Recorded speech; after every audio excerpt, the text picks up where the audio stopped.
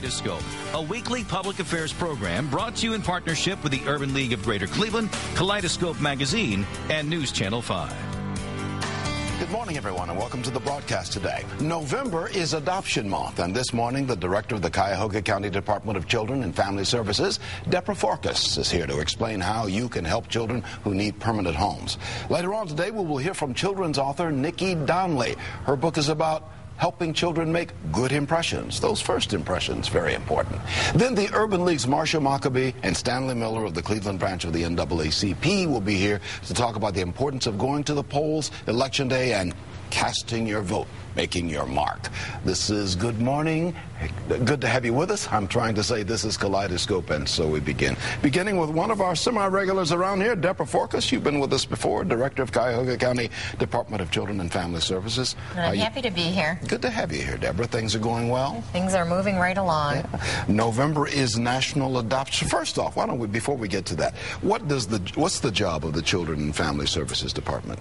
We are the Child Protection Bureau here in Cuyahoga County, and so we make sure that children are safe. And what we do is we do investigations of children that are abused or neglected.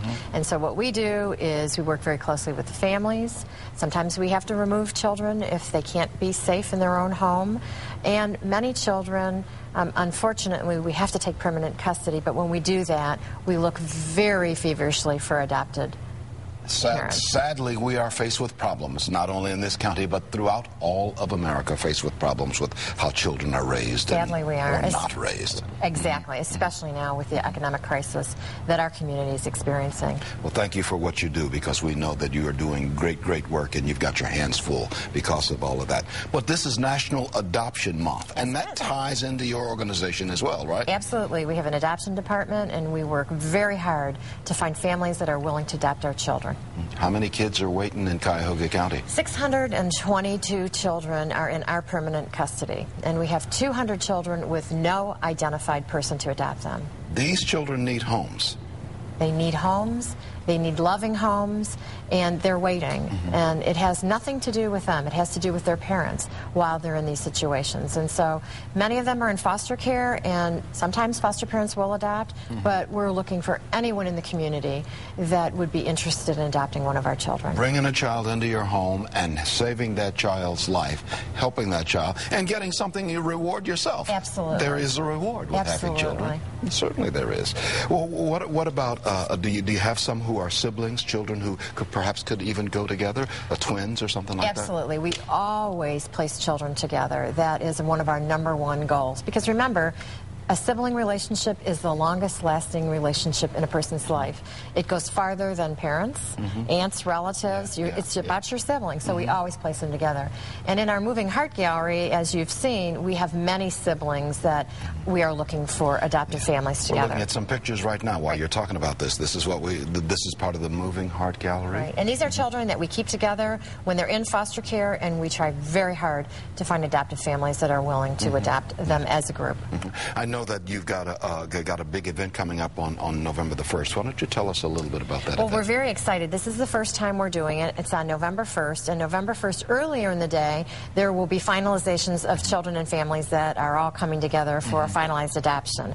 And then later in that evening at 6:30, at Mall C, we have luminaries, and the luminaries represent all the children that are in our custody, 622 of them. And then there'll be different colors for the children that we have no identified families. But what's happening is we have the Singing Angels that are going to be there, we'll have adoptive families, and we want the whole community to come out and support our children. This is going to be Monday evening at 6:30 at Mall C, downtown on Lakeside. Cleveland. And you can find Mall C by going to East 6th and St. Clair or East 6th and Lakeside.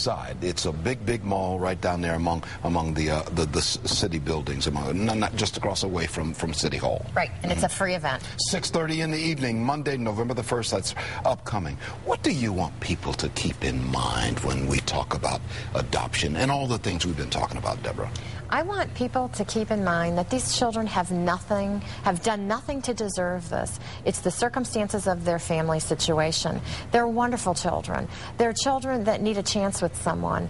They're normal children like all of our children. They just want a family, and they tell us that. They want a family forever, and that's what we're looking for. Certainly everybody has hopefully a place in their heart for these kids. They're wonderful children. Can a relative adopt a child? Absolutely. A relative can adopt. As long as we have permanent custody of the children, a relative can adopt. And it does not take very long to become an adoptive family. We do a home study. You have to take classes. It's 36 hours total. We have the classes at our agency. They're free. We prepare all the adoptive families to be able to adopt, and it doesn't take that much. We do come to the home. We do a background check. Of course, we have to do all those things.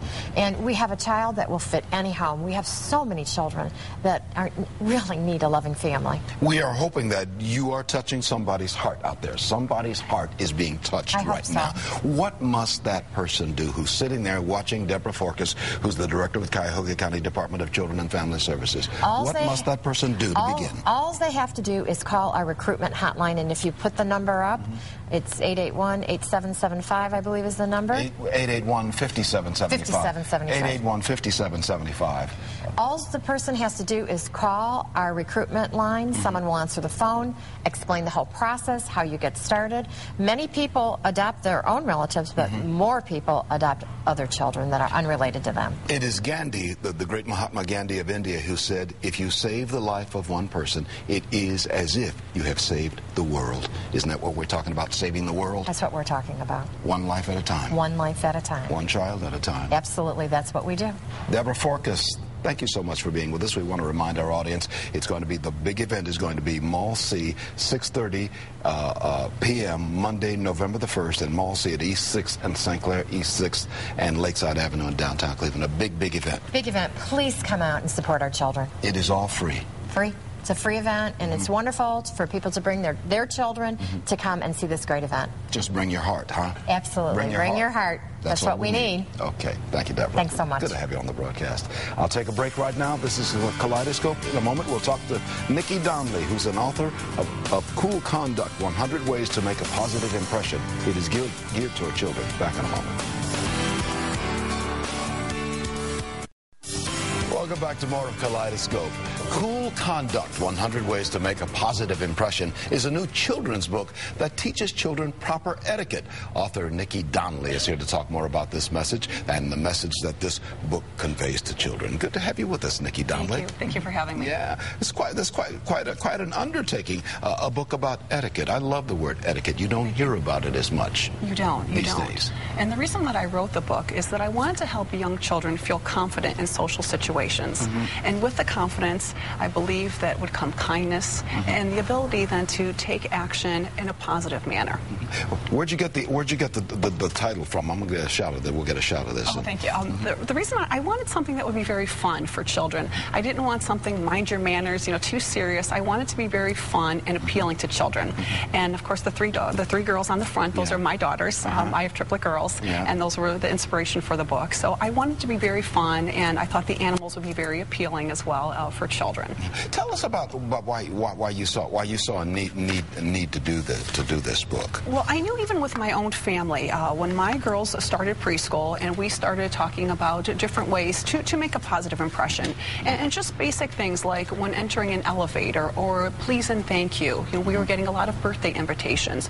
What do you do? How do you respond in a proper manner? And then, of course, when we had our own, writing thank you cards. So when I started coming up with all of these questions, and I thought, this would make an excellent book. And I started talking to family and friends, and they said, we're going through the same thing right now. So I knew that there was a real need for families to be able to talk about these items.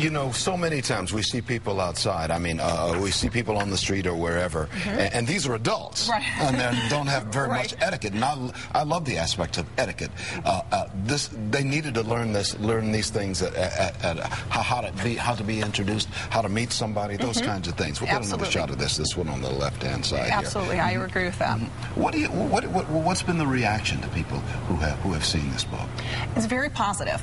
The first thought is that it's going to be an easy reader, that the children are just going to be able to read it. And what I do convey is that this is a book for families. This is a book to sit down together and have the caregiver, whoever that may be, and read these questions with the children and open up the discussions so that we can come up with the answers that we have currently in the book, and then also the children can come up with their answers as well. But these are topics that do need to be discussed. So far it's been very positive. Yeah. Nikki, what's been the feedback from children now who've seen the book? Well, the children seem to gravitate automatically to the illustrations just because they're so fun. They love, someone sneaking snacks with cookies there. But the children seem to really understand so much more than we give them credit for at a young age. They're like, oh, I understand that. I've been through that situation. So I'm getting very positive feedback, especially from the schools. I did a pledge as well with the children. I have them sign a pledge that they agree to be kind and respectful, that they want to be known as a leader, and they really love that. They really seem to enjoy that. And you brought the pledge with you, too. It says I, and you put your name in. I, Leon Bibb, promise to be kind and respectful to myself and others. Makes sense to me. I promise to respect my caregivers, teachers, and friends. I promise to treat animals with kindness, and it goes on with a couple of other things there. That's right. Children, do they enjoy taking these pledges, and do they take them to heart? Is there something in a child that if they take the pledge, they'll take it to heart? I do. I believe that, because I believe that we're building confidence. And when you feel confident in yourself, you project that, and people want to be around that. So I think that they're taking a real pleasure in being part of this. We also do some very fun games.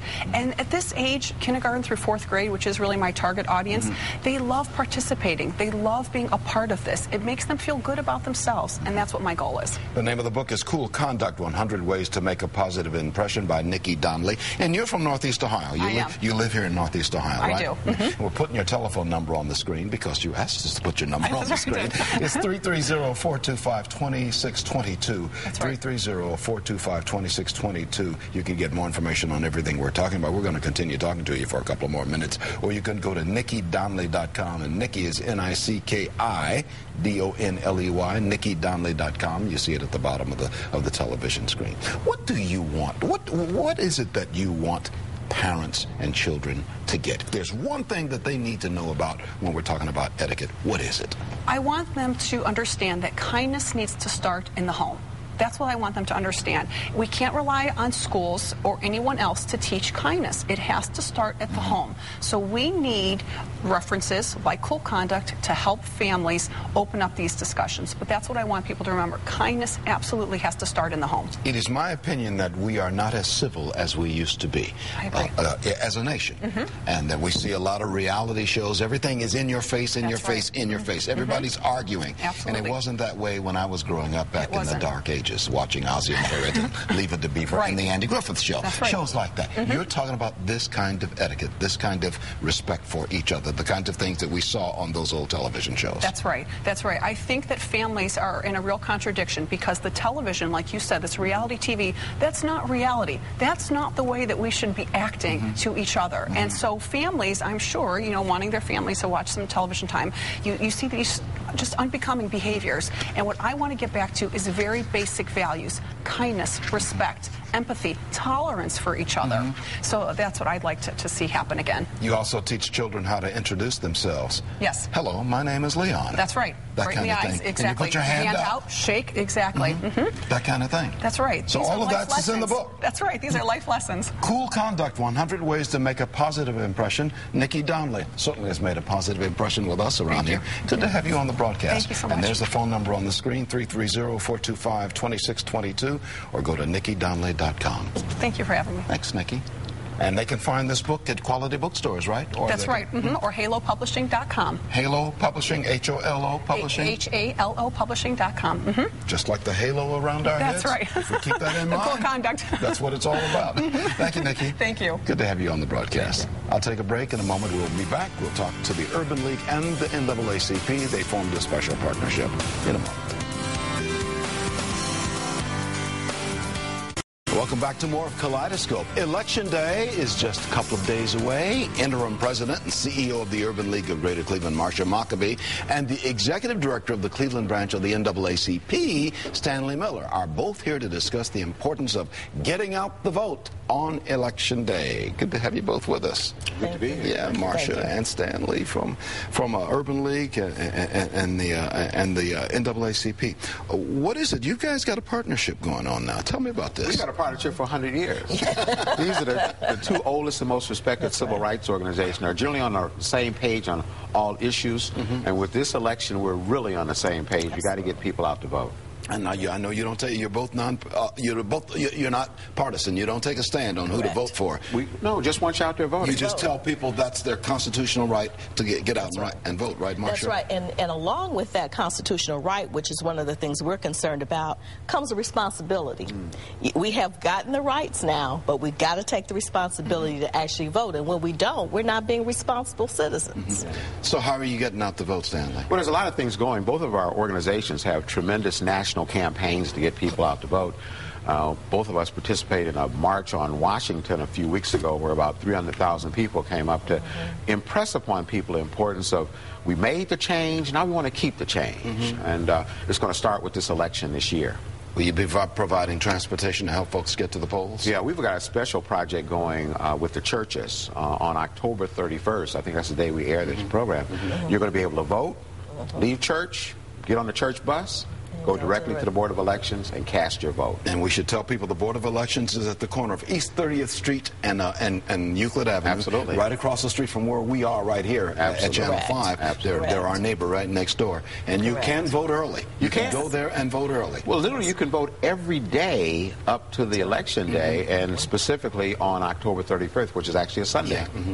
Because I've already voted. We've already voted in my household. Because I don't know if I'm going to have the flu on election day or whatever. And don't feel but I wanted to make sure I wanted to get the vote. Now that's what it's all about. That's what it's all about. And this is a very, very crucial election. There are 40 seats up that will make a difference in how the House is controlled, and 10 seats in the Senate. And so it is, nobody can stay home. We have to get out to vote in this election. And at the state level, there are 37 governors that are to either be elected or re-elected. And we have to state our voice in this particular election. It's one of the most critical ever. Certainly, as they said at the top of this segment, that their organizations have been partnering with each other for 100 years or thereabouts. Certainly, the NAACP and the Urban League was out there pushing for the right to vote because up until 1964, not everybody was voting. Not everybody had the right to vote, and we had to fight to get that. Absolutely. Leon, two issues, education and voting, were the one that people lost their lives over. And if we don't take advantage of this, we're not doing service to the people that fought so hard for those rights. Exactly. So speak to that a little bit, won't you, Marcia? Sure. We know that, again, a right is something that is voted into law, but if we don't take the responsibility to then enact that right, the right is really no good. So that's really important. But another thing that I want to point out in this election is there's really another thing that's at stake that I think people need to be aware of. The Congressional Black Caucus right now is very active and has some leadership in moving legislation forward. If there's a shift in what's happening in the House and in the Senate, then those legislative positions in the Black Caucus are going to shift as well.